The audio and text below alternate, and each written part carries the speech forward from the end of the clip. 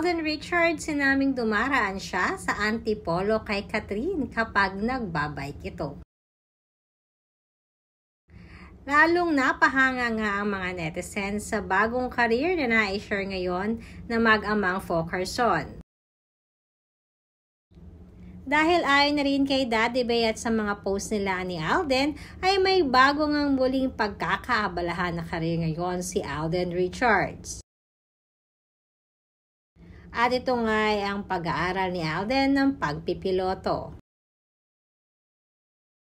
Alam naman natin na very vocal si Alden sa kanyang matagal ng pangarap na makapag-aral ng pagpipiloto. Matatanda ang na-share na rin ni Alden na isa ito sa kanyang nasa bucket list. Dahil isa na rin ang kursong ito sa pangarap ni Daddy Bay para sa kanya.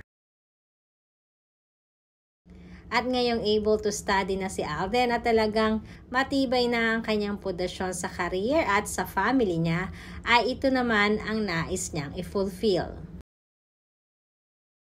Samantalang amin namang napag-alaman na madalas palang dumaan itong si Alden sa bahay ni Catherine.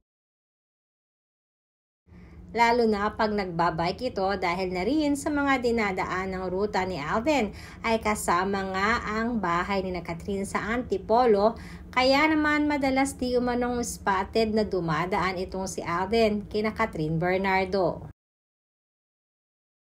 Kaya kahit wala silang mga ginagawang projects ay patuloy pa rin naman ang komunikasyon ng dalawa.